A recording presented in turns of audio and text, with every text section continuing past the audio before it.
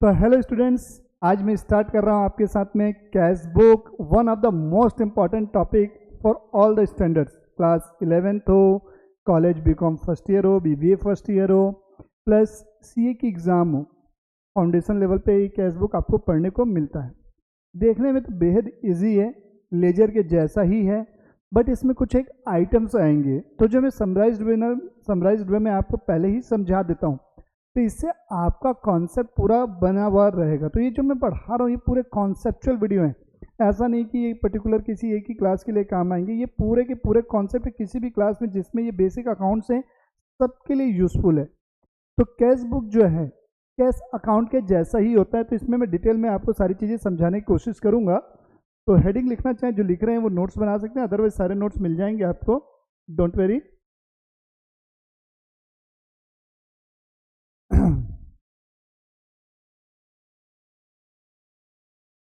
अरे यार ये क्या हो गया।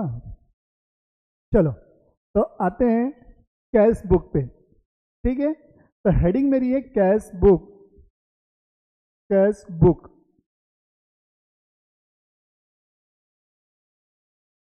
तो कैश बुक जो है बेटा सिमिलर टू कैश अकाउंट। किसके जैसा है? Similar to cash account. Similar to cash account. Similar to cash account है। अगर आप कैश बुक बना रहे हो या कैश अकाउंट, अगर मान लो सपोज आप कैश अकाउंट मेंटेन कर रहे हो, तो आपको कैश बुक बनाने की कोई नीड नहीं है। No need to maintain cash book if you are preparing cash account. कहने का मतलब अगर कैश बुक आपको कब बनानी है, अगर कैश अकाउंट नहीं बना रहे तो कहीं कोई दिक्कत नहीं है। वैसे अब बात आती है कि कैश बुक में हम किन किन चीज़ों को लिखेंगे। जितनी भी रिसिप्ट्स होंगी, जितना भी पैसा मुझे मिलेगा उसे डेबिट साइड में, और जितना भी पैसा मैं पे करूंगा उसे लिखेंगे क्रेडिट साइड में। तो all receipts at debit side, all receipts at debit side, at debit side, all payment at credit side, all payment at credit side. सारे रिसिप्ट्स को अपन डेबिट साइड में लिखेंगे और जितनी भी पेमेंट है उसे हम क्रेडिट साइड में लिखेंगे। ठीक है। तीसरी चीज, कैश बुक जो है प्रिंसिपल बुक होने के साथ साथ सब्सिडरी बुक भी है। तो एग्जाम में पूछ सकता है कैश बुक प्रिंसिपल बुक है, सब्सिडरी बुक है, या दोनों है। तो principal book plus subsidiary book ये दोनों है। Principal plus subsidiary, subsidiary both subsidiary book, ये दोनों है बुक, ये दोनों है। जो नोट्स बना रहे हैं वो लिख भी सकते हैं। आगे लिखेगा types of cash book, types of cash book, types of cash book. चलिए इसी में आगे बढ़ता हूं मैं। Types of cash book, types of cash book. तो कैश बुक के कौन कौन से टाइप है? सबसे पहली हो जाती है सिंपल कैश बुक, जिसे हम सिंगल कॉलम कैश बुक बोलते हैं। दूसरी होती है double column cash book with bank column and with discount column, ये हो गई दो। तीसरी होती है हमारी ट्रिपल कॉलम कैश बुक, इसमें कैश का भी कॉलम होगा, बैंक का कॉलम भी होगा और डिस्काउंट का भी कॉलम होगा। और चौथी होगी PT cash book. PT cash book हमारी दो होती है, एक सिंपल पीटी कैश बुक और एक होती है एनालिटिकल पीटी कैश बुक। तो ये चार टाइप की हमारी कैश बुक होती है। तो मैं यहाँ लिख भी देता हूँ उनको जो मैंने बोला आपको, इससे थोड़ा सा आपको आसानी रहेगी। सिंगल कॉलम, सिंगल कॉलम, इसी को अपन क्या बोलेंगे? Simple cash book, simple cash book. फिर मैंने बताया double column cash book, double column cash book, इसमें दो है मैंने, with bank column, with bank column और विथ डिस्काउंट कॉलम। फिर तीसरी मैंने बोला triple column cash book, triple column cash book, और चौथी होती है पीटी कैश बुक। ये डिटेल से अपन को चारों कैश बुक के टाइप्स पढ़ने हैं। ये चार कैश बुक हमारी होंगी पीटी कॉलम कैश बुक को मिलाकर। अब इसमें भी है सिंपल पीटी कैश बुक और एक एनालिटिकल पीटी कैश बुक। अब जब कैश बुक आप बनाएंगे तो इसमें कौन कौन से कॉलम होंगे? डेट होगा, पर्टिकुलर होगा, अमाउंट होगा। चार कॉलम बनेंगे, सॉरी तीन कॉलम बनेंगे, date, particular, amount debit side में, date, particular, amount credit side में। तो मैं लिख रहा हूँ simple cash book, simple cash book, तो इसमें हमारे 6 कॉलम होंगे। शुरू के 3 कॉलम डेबिट साइड में date, particular, amount, date, particular और ये अमाउंट, डेट, पर्टिकुलर और ये हो गया अमाउंट। ये 6 कॉलम हमारे बनेंगे, लिख लेंगे। हाँ, तो ये हमारे 6 कॉलम हो गए। मैं लेजर फोलियो का इसमें कोई भी कॉलम नहीं बना रहा हूँ। आप बनाना चाहें बना सकते हैं, एक कॉलम लेजर फोलियो का होगा, बट मैं नहीं बना रहा हूँ। तो हम इस सिंगल कॉलम कैशबुक या सिंपल कैशबुक में किन किन चीज़ों को रिकॉर्ड करने वाले हैं। सबसे पहले हम आएंगे डेट, जो भी होगी यहाँ डेट रहेगी। यहाँ लिखेंगे सबसे पहले to balance B D, to balance B D, जो भी अमाउंट होगी हम यहाँ पर लिख देंगे टू बैलेंस बी डी। साल के शुरू दिन मेरे पास कितना पैसा था, और जहाँ जहाँ से मेरे पास पैसे आए वो लिखेंगे to all receipts, to receipts, जितना भी पैसा मुझे मिला जहाँ जहाँ से मिला उन सोर्सेज का नाम लिखें। यहाँ टू ऑल रिसिप्ट्स लिखेंगे अमाउंट वाले कॉलम में। अब बात आती है क्रेडिट साइड में क्या लिखेंगे। जो भी डेट होगी यहाँ डेट में लिखेंगे, जितना भी पैसा मेरे पास से जाएगा, जितनी भी पेमेंट्स है उन्हें लिखा जाएगा। तो by all payments, by all payment, by all payments.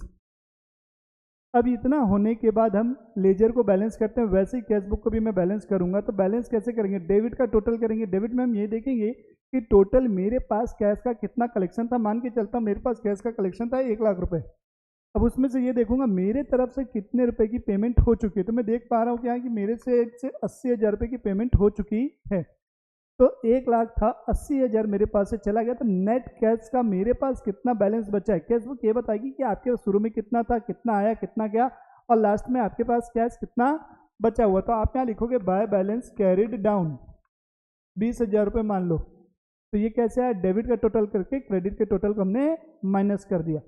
तो इसे बोलते हैं क्लोजिंग बैलेंस ऑफ कैश। तो अब इसके संबंध में कुछ इंपॉर्टेंट चीज़ें मैं लिख दे रहा हूँ। जो कैश बुक है उसका हमेशा डेबिट बैलेंस होता है, निगेटिव बैलेंस नहीं होता। Cash book don't have credit balance, no credit balance, no credit balance, no credit balance. Cash book का कोई क्रेडिट बैलेंस नहीं होगा। ऑलवेज इसका क्या होगा, डेबिट बैलेंस पहली चीज। कैश बुक में केवल हम कैश के ट्रांजैक्शन ही रिकॉर्ड करते हैं। इसमें बैंक से रिलेटेड कोई भी ट्रांजैक्शन नहीं लिखा जाएगा, बैंक में डिपॉजिट किए, बैंक से विड्रॉ किए, बैंक का इतना बैलेंस था, no, don't record banking transaction. Banking transaction cross हो जाएगा, बैंकिंग ट्रांजैक्शन आप रिकॉर्ड नहीं करेंगे। अब आप जैसे डिस्काउंट रिसिप्ट होता है, जब माल आप बेचे डिस्काउंट अलाउ किए, जब आप पेमेंट रिसीव किए तो आपको डिस्काउंट देना पड़ा, ठीक है, किसी को आप पेमेंट कर रहे हो उस समय आपको डिस्काउंट मिल गया। तो ये जो डिस्काउंट रिसिप्ट है, डिस्काउंट अलाउड है, इन्हें भी रिकॉर्ड नहीं किया जाएगा, इसको भी बैन कर देंगे। डिस्काउंट अलाउड नहीं लिखोगे, डिस्काउंट रिसिप्ड नहीं लिखोगे, ये सब नहीं लिखे जाएंगे। तो ये चीज़ें ध्यान से समझ लेना, कैश बुक में किन किन चीज़ों को लिखा जाएगा और किन्हें लिखा नहीं जाएगा। तो ये हो गई मेरी सिंपल कैश बुक या सिंगल कॉलम कैश बुक। अब हम आएंगे डबल कॉलम कैश बुक पे। तो double column cash book, double column cash book bank column के साथ बना रहा हूँ मैं, with bank column, with bank column. तो वही इसमें अब इस बार क्या होगा, इसमें कौन कौन से कॉलम बनेंगे ध्यान से सुनना। पहला कॉलम होगा डेट का, आप यहाँ लिखोगे पर्टिकुलर का। लेजर फोलियो में नहीं लिख रहा हूँ, आप यहाँ लिखोगे लेजर फोलियो, जिसको लिखना है वो लिख लेंगे, मैं नहीं लिख रहा हूँ। यहाँ लिखोगे कैश कॉलम, फिर यहाँ बैंक। अमाउंट की जगह 2 बार अमाउंट नहीं लिखना है, अमाउंट की जगह पे इस बार कैश और बैंक लिख दोगे। जो अमाउंट की कैश की है वो कैश कॉलम में, जो अमाउंट बैंक की वो बैंक कॉलम में आ जाएगी। सिमिलरली क्रेडिट साइड में भी आप वही लिखेंगे, डेट का डेट, पर्टिकुलर, कैश और ये बैंक, इतने कॉलम आप लिखेंगे। सबसे पहली चीज, जितने भी आइटम होंगे जिनका जिनका कैश बुक का हम जो भी बैलेंस दिया है, मान लो ओपनिंग बैलेंस दिया कैश और बैंक दोनों का, तो आप यहाँ लिखेंगे टू बैलेंस बी डी, जो भी डेट होगी वो डेट पे यहाँ लिखेंगे to balance B D, to balance B D cash column में, और बैंक का दिया है तो बैंक कॉलम में। हो सकता है कि बैंक का निगेटिव बैलेंस हो, ओवरड्राफ्ट बैलेंस हो, क्रेडिट बैलेंस हो। तो क्रेडिट बैलेंस होगा तो बैंक का आप यहाँ लिखोगे बाय बैलेंस, पर्टिकुलर वाले by balance B D. Cash में तो नहीं होगा, कैश डैश बैंक कॉलम में आप लिख दोगे जो भी है। जितना भी रिसिप्ट हुआ है, all receipt, to all receipts, to all receipts. अगर कैश के थ्रू हुई है तो कैश कॉलम में, बैंक के थ्रू हुई है तो बैंक कॉलम में। फिर आप यहाँ लिखोगे by all payments, by all payment. Cash के थ्रू ये तो कैश में, बैंक के थ्रू ये तो बैंक में लिखेंगे। अब मान लो कई बार ट्रांजेक्शन होते हैं, जैसे लिखा है सैलरी पेड 10,000। अब आपको यहाँ मेंशन नहीं किया है कि आपने कैश में पेमेंट की है कि चेक से पेमेंट की है, तो हमेशा ये माना जाएगा कि कैश में वो ट्रांजेक्शन। अगर किसी पेमेंट के बारे में या किसी रिसिप्ट के बारे में ये नहीं बताया है कि वो बैंक के थ्रू हुआ है, तो हमेशा माना जाएगा वो कैश के थ्रू हुआ। ये इंपॉर्टेंट बात है, इसको ध्यान करेंगे, नोट कर लेंगे जो नोट्स बना रहे हैं, ठीक है। फिर उसके बाद सेम इसको आप क्या करोगे, डेबिट का टोटल करोगे, क्रेडिट का टोटल करोगे, दोनों का डिफरेंस निकाल के बैलेंस कर लोगे। By balance C D carried down आप करोगे यहाँ पर, ठीक है, और इनका टोटल कर दोगे। अब यहाँ पर सबसे इंपॉर्टेंट चीज़ क्या, ये तो हो गई मेरी डबल कॉलम कैश बुक का फॉर्मेट। अब इंपॉर्टेंट चीज़ क्या है, हम यहाँ पर भी कैश डिस्काउंट जो हम अलाउ करते हैं या कैश डिस्काउंट हम जो रिसीव करते हैं, इसकी एंट्री नहीं, डोंट रिकॉर्ड डिस्काउंट अलाउड और डिस्काउंट रिसीव, यहाँ पर दोनों की एंट्री आप बिल्कुल भी नहीं करेंगे। दूसरी चीज, बैंकिंग ट्रांजैक्शन को यहाँ रिकॉर्ड करोगे कि नहीं, जी बिल्कुल करेंगे, क्योंकि ये विथ बैंक कॉलम है। बैंकिंग कॉलम विल बी, मतलब banking transaction will be recorded, bank transaction को हम यहाँ लिखेंगे। जब आप डबल कॉलम कैश बुक बना रहे हैं तो वहां पर कुछ इंपॉर्टेंट आइटम्स हैं, उन इंपॉर्टेंट आइटम्स की मैं बात कर रहा हूँ। सबसे पहला आइटम है, दो आइटम होते हैं जिनकी कॉन्ट्रा एंट्री होती है, तो यहाँ पर मैं सबसे पहले समझा रहा हूँ कॉन्ट्रा एंट्री के बारे में। कॉन्ट्रा एंट्री, कॉन्ट्रा एंट्री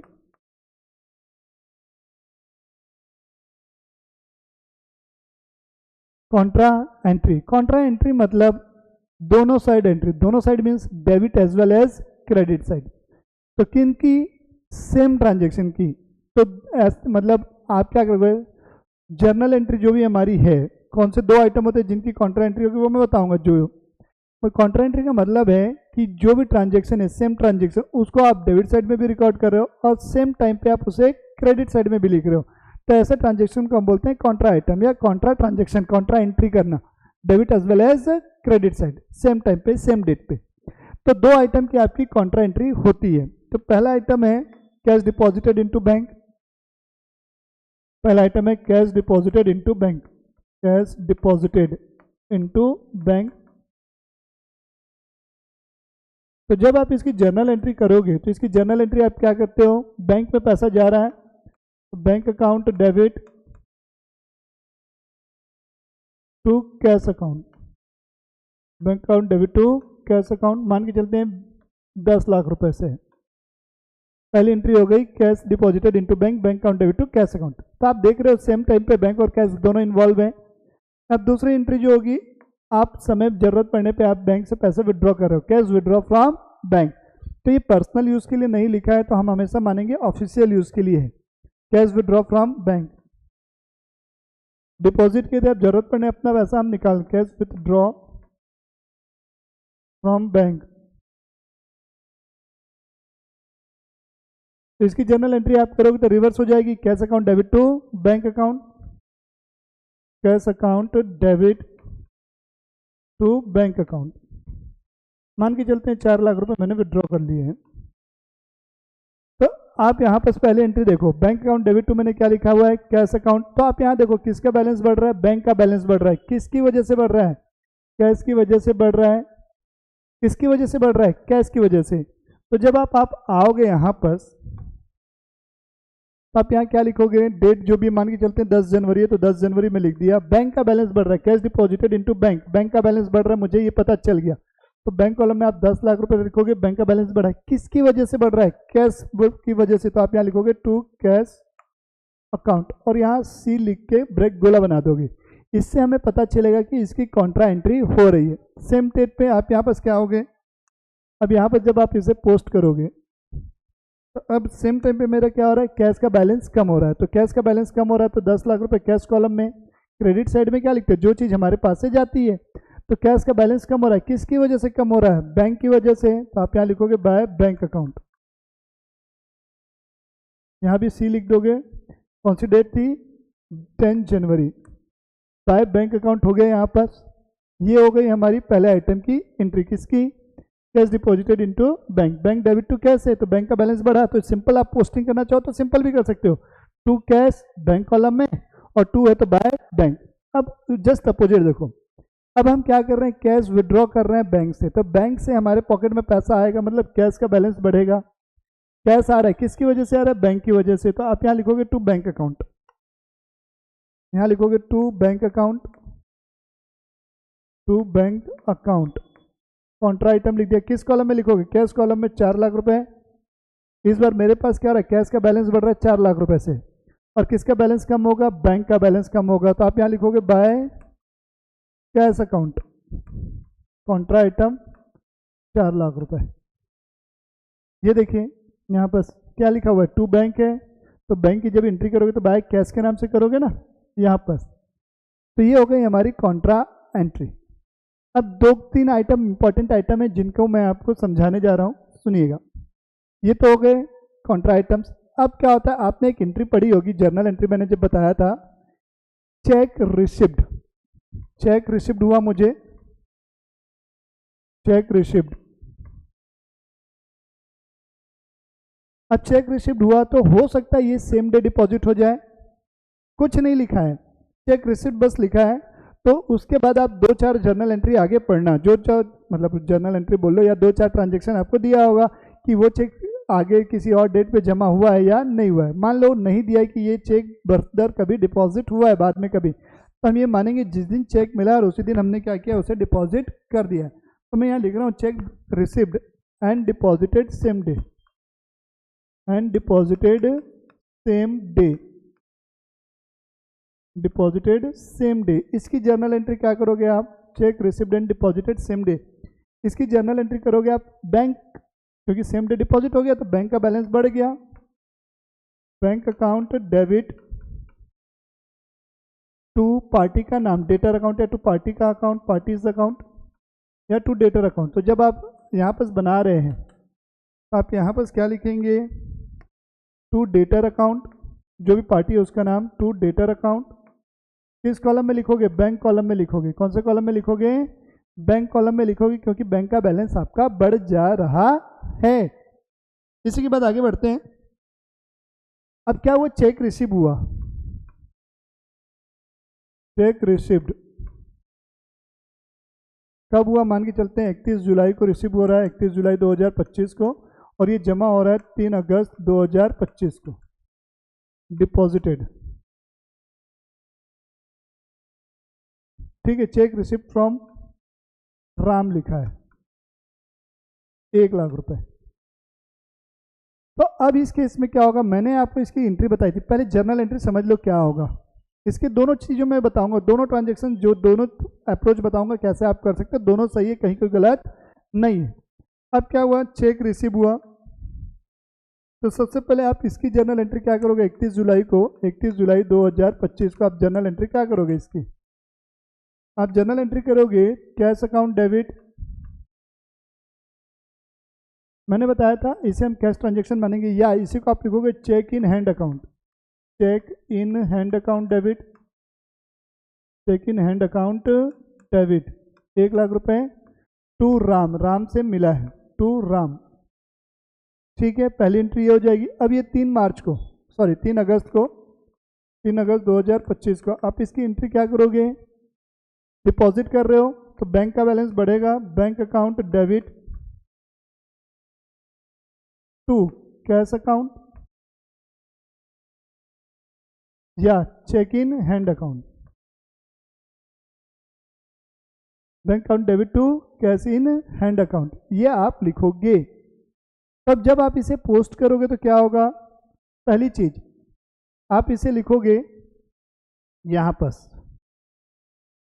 आप इसे लिखोगे यहाँ पर टू कैश अकाउंट के नाम से, 31 जुलाई डेट वाले कॉलम में 31 जुलाई 2025 टू कैश अकाउंट या चेक इन हैंड अकाउंट। ठीक है, कितने रुपए का था? 1 लाख रुपए का था, 1 लाख रुपए। ठीक, इसे मैं कैश मान रहा हूँ। और जिस दिन आप डिपॉजिट करोगे 31 अगस्त को, 31 अगस्त को इसकी आप कॉन्ट्रा एंट्री करोगे। क्या एंट्री करोगे? इसकी कॉन्ट्रा एंट्री करोगे। तो क्या एंट्री हुई है? बैंक टू कैश, बैंक का बैलेंस बढ़ गया है। किसकी वजह से बढ़ा? कैश की वजह से। तो to cash account bank column में, फिर कैश का बैलेंस कम हो जाएगा तो बाय बैंक कैश कॉलम में। तो ये आप इसका ट्रांजेक्शन का पूरा एंट्री करोगे। ये दोनों अप्रोच सही है, ये भी सही है, क्योंकि देखो यहाँ पर कैश का बैलेंस बढ़ा है और सेम टाइम पे यहाँ पर कैश का बैलेंस कम हो गया। कुल मिला के ये तो ट्रांजेक्शन कैंसिल हो गया एक हिसाब से। तो अल्टीमेटली आपके पास क्या है? बैंक है। तो आप चाहो तो ये वाली जो जर्नल एंट्री है इसको आप रिकॉर्ड करोगे जर्नल प्रॉपर में। जब मैं आपको सब्सिडरी बुक पढ़ाऊंगा तब आपको मैं बताऊंगा जर्नल प्रॉपर के बारे में। तो इस ट्रांजेक्शन की आप एंट्री मत करो और सीधा इसे आप क्या करोगे? बैंक कॉलम में रिकॉर्ड कर लोगे, केवल इसी की ट्रांजेक्शन की एंट्री कर दोगे, कहीं कोई दिक्कत नहीं जाएगी। देख लो अच्छे से एक बार, समझ लो। शायद यहाँ पर मैंने गलती बोल दिया था, यहाँ टू कैश या चेक इन हैंड बोल दिया था, गलत है। वो टू पार्टी होगा ना, क्योंकि अपन को जर्नल एंट्री में अपन ने क्या लिखा है? Cash account debit to Ram, तो यहाँ पर टू राम आएगा। गलती से मैंने यहाँ पर to cash in hand, cash और चेक इन हैंड बोल दिया था। प्लीज़ इसको सुधार लीजिएगा एक बार, फिर आगे बढ़ते हैं अपन। कुछ इंपॉर्टेंट आइटम्स हैं जिनको आपको समझना बहुत ज़रूरी है। अगर ये आइटम, पूरी चीज़ें तो लेजर ही है कैश बुक में, बट ऐसे कुछ आइटम्स हैं जो आ गए तो उसके कारण आपकी पूरी की पूरी कैश बुक गलत हो सकती है, केवल स्टेप मार्किंग मिलेंगे। तो ये इंपॉर्टेंट आइटम्स को मैंने एक लिस्ट बना के यहाँ पर लिख दिया है, ध्यान से सुनिएगा। पहला आइटम मैंने क्या लिखा है, ध्यान से सुनिएगा। चेक डिपॉजिटेड, मुझे चेक किसी पार्टी से मिला, अब मैं उसे बैंक में डिपॉजिट भी कर दिया। तो सेम डे तो डिपॉजिट होता नहीं है, 2 से 3 दिन का समय लगता है, क्लियरिंग हाउस में जाता है, बैंक की पूरी प्रोसीजर होती है, आपको पता होगा। जिस दिन वो क्लियरेंस में गया, पता चला उसके अकाउंट में सफिशिएंट बैलेंस नहीं था, साइन फर्जी था, या कुछ भी रीज़न से वो बाउंस हो गया, यानी कि डिसऑनर हो गया, उस चेक की पेमेंट नहीं हुई, उस केस में उसकी क्या पोस्टिंग की जाएगी? तो इसे हम रिकॉर्ड, इसकी जर्नल एंट्री समझना। जिस दिन मुझे किसी से चेक मिलता है तो उसकी एंट्री में क्या करता हूँ? Bank account debit to debtor account करता हूँ कि चलो भैया सामने वाले से पैसा मिल गया, बट बाद में मुझे पता चल रहा है कि वो चेक बाउंस हो गया, उसकी पेमेंट नहीं हुई है। तो इस जर्नल एंट्री को मैं क्या करूँगा? रिवर्स करूँगा, उल्टा कर दूंगा, वापस से सामने वाले को बैलेंस क्रिएट कर दूंगा कि सामने वाले से पैसे लेने, या मैंने दिखा दिया कि पार्टी से पैसे मिल गए। जब चेक पता चला बाउंस हो गया, इट मीन्स कि पार्टी से पैसे नहीं मिले, तो वापस से इस एंट्री को ऐसा थोड़ी ना जाके इरेज कर दिया, खत्म हो गया। इसको मुझे क्या करना पड़ेगा? रिवर्स करना पड़ेगा, इसकी एंट्री करनी पड़ेगी। तो डेटर टू बैंक अकाउंट होगा। तो इसे जब आप पोस्ट करोगे, रिकॉर्ड करोगे कैश बुक में, क्या लिखोगे? बैंक कॉलम में लिखोगे क्रेडिट साइड। किस साइड इसकी एंट्री होगी? बैंक कॉलम में होगी क्रेडिट साइड, ठीक है। डेटर टू बैंक, तो टू बैंक में तो बाय डेटर अकाउंट जो भी पार्टी का नाम होगा उससे बैंक कॉलम में आप रिकॉर्ड कर देंगे, इसकी पोस्टिंग कर देंगे। उसी सीरीज में आगे बढ़ते हैं। Check issued but not paid on presentation, मैंने किसी को एक चेक दिया और जब मैं काउंटर पे गया सामने वाली पार्टी, मैंने किसी को चेक इशू किया है। अब सामने वाला क्या हुआ, गया होगा पेमेंट करवाने के लिए, बट उसकी पेमेंट नहीं हुई, किसी भी रीजन से बैंक ने मना कर दिया उस चेक की हम पेमेंट नहीं करेंगे, स्टॉप पेमेंट हो गया होगा किसी भी रीजन से। तो इसकी एंट्री आप क्या करोगे? डेबिट साइड में लिखोगे बैंक कॉलम में। डेबिट साइड में किस कॉलम में? बैंक कॉलम में। किस नाम से? पार्टी का नाम। फिर है चेक इंडोर्स। चेक इंडोर्स मतलब मुझे किसी से चेक मिला और वो चेक मैंने किसी और को दे दिया, पीछे में साइन वाइन करके उसका नाम लिख के। तो इससे मुझे मिला, मैंने उसको दे दिया, तो ना मेरे पास वो आने की एंट्री हुई ना जाने की। तो चेक इंडोर्स की कोई एंट्री आप नहीं करेंगे, नो जर्नल। इसको केवल और केवल जर्नल प्रॉपर में आप लिखोगे। जर्नल प्रॉपर क्या होता है, जब मैं आपको सब्सिडरी कैश बुक पढ़ाऊंगा तब मैं आपको वापस इसके बारे में डिटेल से बताऊंगा। Post dated cheque. Post dated cheque क्या होता है? जैसे आज आप खड़े हो जुलाई महीने में, मान के चलते हैं जुलाई महीने में आपने किसी से क्या हुआ, कोई सामान खरीद लिया और उसके एवज में आपने 3-4 चेक दे दिए, उसमें अगस्त, सितंबर, अक्टूबर के ऐसे डेट डाल दी। तो जिस दिन का वो चेक है, जिस दिन वो बैंक में डिपॉजिट होगा, तो मैंने क्या लिखा? जिस दिन चेक डिपॉजिट होगा उसी दिन उसकी एंट्री होगी।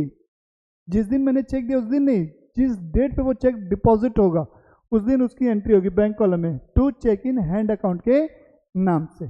जैसे आज डेट है मान लो 27 जुलाई, मैंने चेक दिया है 3 मार्च की डेट का, मान लो 3 अगस्त की डेट का, तो इसकी एंट्री यहाँ नहीं होगी, इस 3 अगस्त के दिन होगी। किस कॉलम में होगी? बैंक कॉलम में, to cheque in hand account के नाम से। तो ये था हमारा पूरा का पूरा कौन सा book? Double column cash book with bank column. Triple column cash book में सेम एज क्या होगा? बैंक, इसी के जैसा है, बस यहाँ पर से एक कॉलम किसका बन जाएगा? डिस्काउंट का कॉलम बन जाएगा, यहाँ पर भी एक कॉलम डिस्काउंट का बन जाएगा। पूरी की पूरी चीज़ें, सारी चीज़ें सेम है ट्रिपल कॉलम केस बुक में, कहीं कोई दिक्कत नहीं।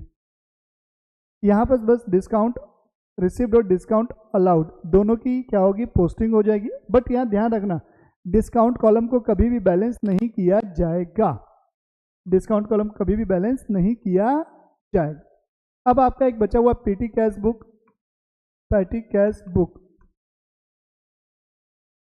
पेटी कैश बुक क्या होती है, चलो 2 मिनट ध्यान से सुन लेते हैं इसके बारे में। अब बिजनेस है, अब बिजनेस के दौरान डेली क्या होते हैं, छोटे छोटे खर्चे होते रहते हैं, चाय नाश्ता। अब कोई ऑफिस में क्लाइंट आ गया, अब मेरा जो स्टाफ बाहर बैठा मेरे पास आके बोलेगा सर 10 रुपये दो, एक चाय लेके आनी, मुझे अच्छा लगेगा क्या? जी नहीं, बिल्कुल अच्छा नहीं लगेगा। तो मैं क्या करता हूँ, एक महीने के हिसाब से कुछ पैसे उससे निकाल के दे देता हूँ, ये रख 2000 रुपये 3000 रुपये महीने में रख ले, और जो भी खर्चे होंगे तुम इसी में से क्या करते रहना, पेमेंट करते रहना, और लास्ट में अपन देख लेंगे उसका हिसाब किताब, क्या बीच में कुछ और पैसा तुमको लग जाए तो मुझसे ले लेना। तो स्मॉल एक्सपेंसेस को रिकॉर्ड करने के लिए, मतलब छोटे छोटे जो डेली के खर्चे हैं उसको रिकॉर्ड करने के लिए अलग से एक सेपरेट बुक बना ली जाती है, जिसको हम बोलते हैं पेटी कैश बुक। अब पेटी कैश बुक जो होती है बेटा आपकी 2 टाइप की होती है, एक होती है एनालिटिकल पेटी कैश बुक और एक होती है सिंपल पेटी कैश बुक। एनालिटिकल पेटी कैश बुक में हम सब ट्रांजेक्शन को लिखते हैं कि चाय में कितना खर्चा हुआ, ठीक है, पेट्रोल में कितना खर्चा हुआ, प्रिंटिंग का कितना खर्चा हुआ, आने जाने में कन्वेंस का कितना खर्चा हुआ, पेट्रोल का खर्चा कितना, मतलब हर एक एक्सपेंस का खर्चा डिटेल में रिकॉर्ड किया जाएगा, कौन सी डेट पे किस पे कितना खर्चा हुआ है। जबकि सिंपल पेटी कैश बुक में कुछ नहीं है, जितना खर्चा हुआ जिस भी आइटम पे हुआ उसे रिकॉर्ड कर लेना, खत्म, एक लाइन में। ये होती है, इसका एक फॉर्मेट है, वो फॉर्मेट मैं आपको देख के बता देता हूँ। तो पेटी कैश बुक का ये फॉर्मेट है, पहला कॉलम है अमाउंट रिसीव्ड, ये ledger folio, date, particular, ledger folio, amount paid. मान लेते हैं 1 अगस्त को मैंने इसे पेमेंट दिया, तो अमाउंट रिसीव्ड यहाँ आ जाएगी, और जितने भी खर्चे हैं डेट वाइज यहाँ डेट आती जाएगी, पेमेंट का पूरा हिसाब यहाँ लिखा जाएगा। मान लेते हैं मैंने इसको अमाउंट रिसीव्ड है 10,000 रुपये, खर्चे हो गए 8,000 रुपये, तो इसे बाय बैलेंस करके 2,000 रुपये आप यहाँ लिख दोगे, खत्म पेटी कैश बुक। ये सिंपल पेटी कैश बुक है, और डिटेल वाले का मैंने फॉर्मेट बता दिया, ऐसा पूरा कॉलम बनेगा, बट डिटेल वाला आपको पढ़ने की जरूरत नहीं है। एक होता है imprest system of petty cash book, की 11th क्लास में कई बार क्वेश्चन पूछा जाता है, imprest system of petty cash book क्या है। तो इसे अब समझाने के लिए मैं आपको एक एग्जांपल लेता हूँ। सपोज इसमें मैं क्या करूँगा, 1 मंथ या 1 वीक में जितना भी मेरा खर्चा होने वाला है, 1 वीक या 1 मंथ में मैं जितना भी खर्चा मेरा होने वाला है मैं उसे फोरकास्ट करूँगा। सपोज मैंने फोरकास्ट किया कि मेरा जो महीने में खर्चा होगा पेटी एक्सपेंस के ऊपर, वो होगा 4,000 रुपये का खर्चा होने वाला है। अब ये जो पैसा मैं दूंगा किसको दूंगा, पेटी कैशियर को दूंगा, जो भी मेरा अकाउंटेंट है, मुनीम जिसको हम बोलते हैं, उसे मैंने साल के महीने या हफ्ते की शुरुआत में उतने पैसे दे दिए। अब ये उसमें से क्या करेगा, खर्चा करेगा। मान लो उसने पूरे महीने में 3,000 रुपये खर्च कर लिए, अब उसके पास कितने रुपए बैलेंस बचा, 1,000 रुपये बच गया। अब मुझे पता है कि हर महीने 4,000 5,000 रुपये खर्च होने वाले में, तो मैंने फोरकास्ट किया 4,000 का, तो उसके पास 1,000, मैं उससे 1,000 वापस नहीं लूँगा कि ला भाई तू 1,000 रुपये दे दे, बल्कि 4,000 रुपये मेरा महीने में खर्चा होने वाला था, मैं बोलूँगा भाई तेरे पास अभी भी उसमें से पिछला वाला कितना बचा है, 1,000 बचा है, इस महीने के खर्चे के लिए, सितंबर महीने के खर्चे के लिए तू 3,000 रुपये और ले ले। तो ये ऐसा होता है, तो इसी बोला जाता है impressed system of petty cash book. तो ये था पूरा कैश बुक के ऊपर आपका लेक्चर। ये सारे वीडियोस जो मैं आपके लिए बना रहा हूँ, ये आपके कॉन्सेप्चुअल पर्पस के लिए, जब आप रिवीजन करने बैठेंगे थ्रू आउट द बुक, पूरा बुक रिवीजन करने बैठेंगे, तो ये क्लासेस जो हैं आपको पूरी हेल्पफुल रहेंगी। आपको एक एक चीज़ें रिकॉल होंगी कि कैसे इन्हें पढ़ा जाए, कैसे पूरा कॉन्सेप्ट को एट अ टाइम रिवाइज किया जाए पूरी बुक में। ये कॉन्सेप्ट पढ़ लिए तो क्वेश्चन ऑटोमेटिक अपने आप बन जाएंगे। मिलते हैं नेक्स्ट वीडियो में सब्सिडियरी बुक के साथ।